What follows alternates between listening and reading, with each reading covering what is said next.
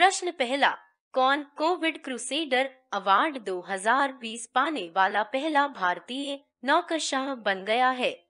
ए. Iqbal Singh Chahal, B. Aditya Kumar Anand, सी. Sandeep Singh, D. भुवन गुप्ता। इसका सही उत्तर है इकबाल सिंह चहल। इकबाल सिंह चहल आईएएस, नगर निगम ग्रेटर मुंबई के नगर आयुक्त, कोविड क्रूसेडर अवार्ड 2020 पाने वाले पहले भारतीय नौकरशाह बने। ये पुरस्कार मुंबई में नए कोरोना वायरस संक्रमण को नियंत्रित करने में उनके योगदान के लिए दिया जाता है। 1989 बैच के महाराष्ट्र कैडर के अधिकारी को Indo American chamber of commerce द्वारा पुरस्कार से सम्मानित किया गया है। प्रश्न दूसरा, सैलाना पक्षी विहार स्थापित किया गया है खरमौर पक्षी के संरक्षण के लिए, ग्रेट इंडियन बस्टर्ड के संरक्षण के लिए? ए और बी दोनों, उपर्युक्त कोई नहीं। इसका सही उत्तर है खरमौर पक्षी के संरक्षण के लिए। सैलाना पक्षी विहार स्थापित किया गया है खरमौर पक्षी के संरक्षण के लिए। सैलाना पक्षी विहार रतलाम जिले के सैलाना ग्राम में स्थित है। इसकी स्थापना 1983 में हुई थी और यह खरमौर पक्षी का प्राकृतिक अधिवास है। यहाँ बड़ी संख्या में प्रवासी पक्षी भी रुकते हैं। ग्रेट इंडियन बस्टर्ड मुख्यतः मध्य प्रदेश के करेला पक्षी विहार में पाया जाता है। प्रश्न तीसरा, निम्नलिखित कौन सा पुरस्कार खेल श्रेणी में नहीं आता है? विक्रम पुरस्कार, प्रभास जोशी पुरस्कार, एकलव्य पुरस्कार, शरद जोशी पुरस्कार। इसका सही उत्तर है शरद जोशी पुरस्कार।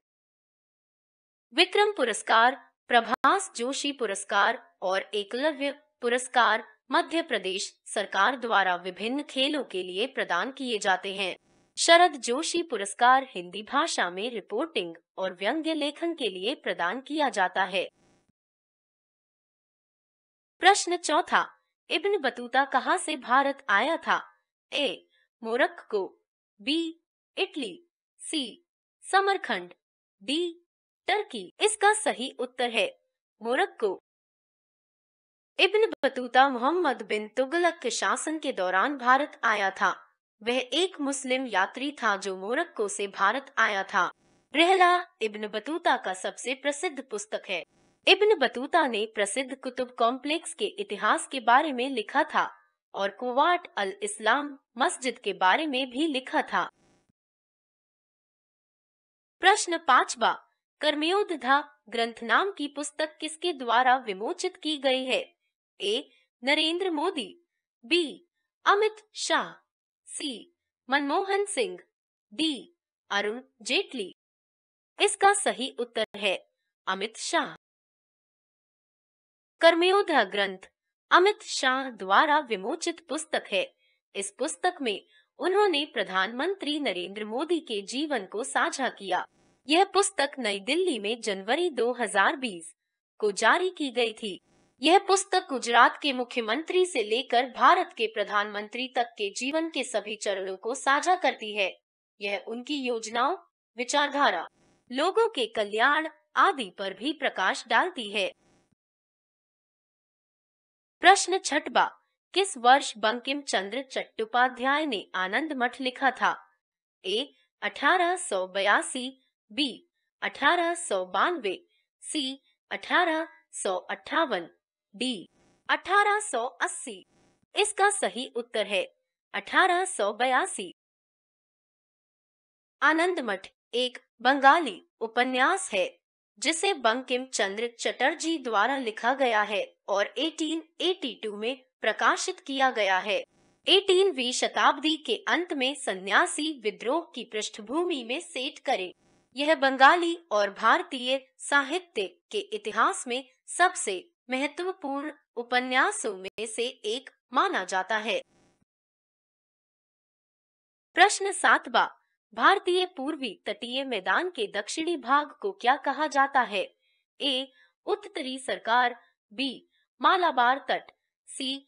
कोरोमंडल तट, डी. कोंकण तट। इसका सही उत्तर है कोरोमंडल तट।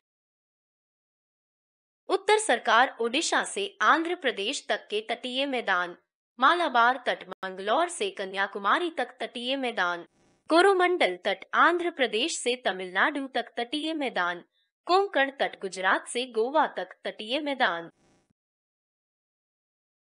प्रश्न 8 मध्य प्रदेश राज्य में किस जिले में सर्वाधिक जनसंख्या वृद्धि दर है? ए इंदौर, बी भोपाल, सी ग्वालियर, डी उज्जैन। इसका सही उत्तर है इंदौर। इंदौर जिले में सबसे अधिक जनसंख्या वृद्धि दर 32.88% है। मध्य प्रदेश राज्य की विकास दर 20.35% है। ग्रामीण जनसंख्या में वृद्धि 18.40% और शहरी जनसंख्या वृद्धि 27.63% थी। 2011 की जनगणना के अनुसार राज्य में जनसंख्या घनत्व 236 है। भोपाल जिले में अधिकतम घनत्व है, जबकि डिंडोरी में न्यूनतम जनसंख्या घनत्व है। प्रश्न 9 मध्य प्रदेश में राज्य के कुल भौगोलिक क्षेत्रफल का कितना प्रतिशत वन क्षेत्र है? ए 12%, बी 65%, सी 31%, डी 34%। इसका सही उत्तर है इंदौर। मध्य प्रदेश की जलवायु उपोष्ण है। यहाँ शुष्क ग्रीष्म ऋतु होती है, जिसके बाद वर्षा तथा ठंडी एवं शुष्क शीत ऋतुएं होती हैं। राज्य के कुल भौगोलिक क्षेत्रफल का 31% वन क्षेत्र है। राज्य के उत्तरी और पश्चिमी भागों में नगरीकरण के कारण वनों की सघनता कम है। प्रश्न 10 एशिया का सबसे बड़ा सोयाबीन संयंत्र स्थित है? ए इंदौर शहर में, बी उज्जैन शहर में, सी भोपाल शहर में, डी रतलाम शहर में। इसका सही उत्तर है उज्जैन शहर में। एशिया का सबसे बड़ा सोयाबीन संयंत्र मध्य प्रदेश राज्य के उज्जैन शहर में स्थित है। सोयाबीन जानवरों के चारे और अन्य डिब्बाबंद खाद्य पदार्थों हेतु प्रोटीन का महत्वपूर्ण स्रोत है। राष्ट्रीय सोयाबीन अनुसंधान संस्थान इंदौर में है। प्रश्न 11 सकल घरेलू उत्पाद के अनुसार मध्य प्रदेश की कौन सी रैंक है? ए दूसरी, बी 5वीं, सी 10वीं, डी 11वीं। इसका सही उत्तर है 10वीं। वित्तीय वर्ष 2019-20 में मध्य प्रदेश का सकल घरेलू उत्पाद 9.68 लाख करोड़ रुपए रहा। इसके अनुसार मध्य प्रदेश की भारत के राज्यों में 10वीं रैंक रही। सकल घरेलू उत्पाद में सर्वाधिक हिस्सेदारी कृषि क्षेत्र 45% की रही, जिसके बाद उद्योग क्षेत्र 33% और सेवा क्षेत्र का स्थान रहा। प्रश्न 12 होशंगाशाह किस क्षेत्र का राजा था? ए भोपाल, बी होशंगाबाद, सी मांडू, डी इनमें से कोई नहीं। इसका सही उत्तर है मांडू। होशंगाशाह मांडू का शासक था। उसने चित्तौड़ विजय के उपलक्ष्य में एक विजय स्तंभ बनवाया। जिले का नाम भी होशंगाशाह के नाम पर होशंगाबाद रखा गया। यह शहर नर्मदा नदी के तट पर अवस्थित है। इसे 15वीं शताब्दी में बसाया गया था। प्रश्न 13 राष्ट्रीय बालिका दिवस प्रत्येक वर्ष पूरे भारत में किस दिन मनाया जाता है? ए 22 जनवरी, बी 23 जनवरी, सी 24 जनवरी, डी 25 जनवरी। इसका सही उत्तर है 24 जनवरी। राष्ट्रीय बालिका दिवस हर साल 24 जनवरी को बालिकाओं के लिए राष्ट्रीय पालन दिवस के रूप में पूरे भारत में मनाया जाता है। यह दिन समाज के लोगों के बीच अपने जीवन को बेहतर बनाने के लिए समाज में लड़कियों की स्थिति को बढ़ावा देता है। राष्ट्रीय बालिका दिवस की शुरुआत भारत सरकार द्वारा राष्ट्रीय बालिका विकास मिशन के रूप में की गई है। प्रश्न 14 निम्न में से किसे देवनाम पिए के नाम से जाना जाता है? ए कनिष्क, बी अमोघवर्ष, सी अशोक, डी खारवेल। इसका सही उत्तर है अशोक। देवनागरी पाली भाषा में एक सम्मानजनक उपाधि थी जिसे कुछ भारतीय राजाओं द्वारा धारण किया गया था, लेकिन इसका उपयोग विशेषकर भारतीय सम्राट अशोक ने अपने शिलालेखों में किया। देवनागरी का अर्थ है देवताओं का प्रिय।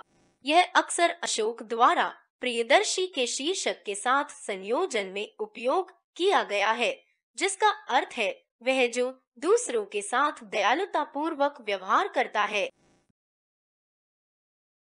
प्रश्न 15 बुर्जहोम नवपाषाण स्थल कहाँ स्थित है? ए कर्नाटक, बी गोवा, सी मिजोरम, डी जम्मू और कश्मीर। इसका सही उत्तर है जम्मू और कश्मीर।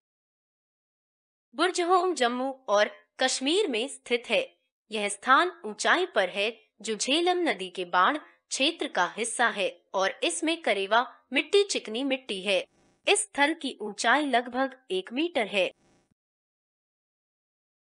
प्रश्न 16 किसी भारतीय राज्य की राज्यपाल बनने वाली पहली महिला कौन थी? ए सरोजिनी नायडू, बी अरुणा असफ अली, सी विजय लक्ष्मी पंडित, डी कृष्णा हठी सिंह। इसका सही उत्तर है सरोजिनी नायडू।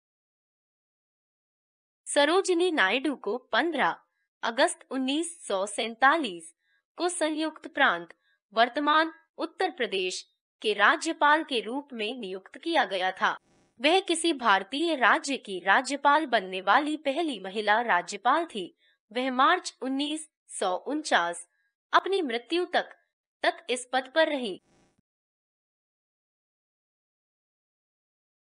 प्रश्न 17 निम्न में से कौन मध्य प्रदेश विधानसभा का स्पीकर कभी नहीं रहा है? ए कुंजी लाल दुबे, बी एन वंचू, सी गुलशेर अहमद, डी डॉ सीताशरण शर्मा। इसका सही उत्तर है एन वंचू। एन वांचू कभी भी मध्य प्रदेश विधानसभा के अध्यक्ष नहीं रहे हैं। कुंज जी लाल दुबे मध्य प्रदेश विधानसभा के पहले अध्यक्ष थे। गुलशेर अहमद ने 1972-1977 तक अध्यक्ष के रूप में कार्य किया। 2013-2018 तक सीताशरण शर्मा ने अध्यक्ष के रूप में कार्य किया।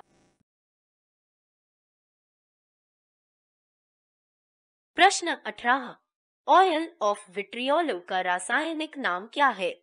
ए फॉस्फोरिक अम्ल, बी नाइट्रिक अम्ल, सी सल्फ्यूरिक अम्ल, डी हाइड्रोक्लोरिक अम्ल। इसका सही उत्तर है सल्फ्यूरिक अम्ल। ऑयल ऑफ विट्रियल का रासायनिक नाम सल्फ्यूरिक एसिड H2O4 है, क्योंकि यह एक लोहे के मुंहतोड़ जवाब में हरी विट्रियल को भुनाकर तैयार किया गया था। मध्ययुगीन रसायनज्ञों ने यह नाम दिया था। प्रश्न 19 वैज्ञानिक समाज की स्थापना की थी? A Wilton company, B lord Cornwallis, C sir Syed Ahmad Khan, D कोई नहीं। इसका सही उत्तर है सर सैयद अहमद खान। सन 1864 में साइंटिफिक सोसाइटी की स्थापना सर सैयद अहमद खान ने की थी, जिसका उद्देश्य समाज की कुरीतियों, बाल विवाह, सती प्रथा, जात पात आदि का उन्मूलन करना था। इसका मुख्यालय अलीगढ़ था। प्रश्न 20 निम्नलिखित में से कौन सिद्धांत शिरोमणि नामक प्राचीन ग्रंथ के लेखक थे? ए आर्यभट्ट, बी महावीराचार्य, सी ब्रह्मगुप्त, डी भास्कराचार्य। सन 1864 में साइंटिफिक सोसाइटी की स्थापना सर सैयद अहमद खान ने की थी, जिसका उद्देश्य समाज की कुरीतियों, बाल विवाह, सती प्रथा, जात पात आदि का उन्मूलन करना था। इसका मुख्यालय अलीगढ़ था। सिद्धांत शिरोमणि भारतीय गणितज्ञ भास्कराचार्य द्वारा लिखित प्रमुख शोध प्रबंध है। उन्होंने यह वर्ष 1150 में लिखा था जब वह 36 वर्ष के थे। यह संस्कृत भाषा में लिखा गया है और इसमें 1450 छंद शामिल हैं। प्रश्न 22, अंतर्राष्ट्रीय पृथ्वी दिवस कब मनाया जाता है? A 0.20 April, B 0.5 June, C 0.22 April, D 0.3 मार्च। इसका सही उत्तर है 22 अप्रैल।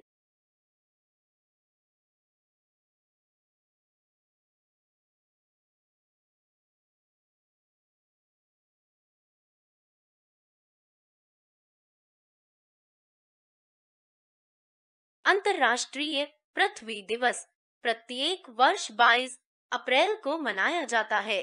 अंतर्राष्ट्रीय मातृ पृथ्वी दिवस हम में से प्रत्येक को यह याद दिलाने के लिए मनाया जाता है कि पृथ्वी और उसके पारिस्थितिकी तंत्र हमें जीवन और जीविका प्रदान करते हैं। यह दिवस एक सामूहिक महत्ता का दिवस है। मानवता की वर्तमान और भविष्य की पीढ़ियों की आर्थिक, सामाजिक और पर्यावरणीय आवश्यकताओं के मध्य संतुलन स्थापित करने हेतु प्रकृति और पृथ्वी के साथ सद्भाव बढ़ाने के लिए इस दिन 1992 का रियो घोषणा पत्र घोषित किया गया था। प्रश्न 20, निम्नलिखित में से किस स्थान पर धम्मचक्र प्रवर्तन नामक बौद्ध घटना हुई थी? A. Lumbini, B. Kushinagar, C. बोध गया, D. सारनाथ। इसका सही उत्तर है सारनाथ। बुद्ध ने अपना पहला उपदेश सारनाथ में दिया और इस कार्य को धम्मचक्र प्रवर्तन कहा जाता है। धर्मोपदेशक बनने के लिए बुद्ध ने 29 वर्ष की आयु में घर छोड़ दिया। उनको त्याग का विचार मनुष्य की 4 अवस्थाओं, जो बीमार व्यक्ति, बूढ़ा व्यक्ति, लाश और सन्यासी है, से आया। प्रश्न 24, जीवित और निर्जीव दुनिया की सीमा रेखा पर स्थित रोगाणुओं को कहा जाता है? A. कवक, B. शैवाल, C. जीवाणु, D. विषाणु। इसका सही उत्तर है विषाणु।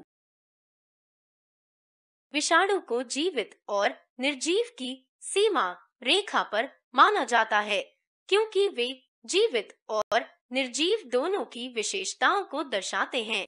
वे स्वतंत्र होने पर एक अजीवित वस्तु के रूप में व्यवहार करते हैं। प्रश्न 25, ईस्ट इंडिया कंपनी के प्रारंभिक दौर में पश्चिमी प्रेसिडेंसी कहाँ स्थित थी? A. Surat, B. Satara, C. Bombay, D. Panaji. इसका सही उत्तर है सूरत। प्रश्न 25, ईस्ट इंडिया कंपनी के प्रारंभिक दौर में पश्चिमी प्रेसिडेंसी कहाँ स्थित थी? A. Surat, B. Satara, C. Bombay, D. Panaji.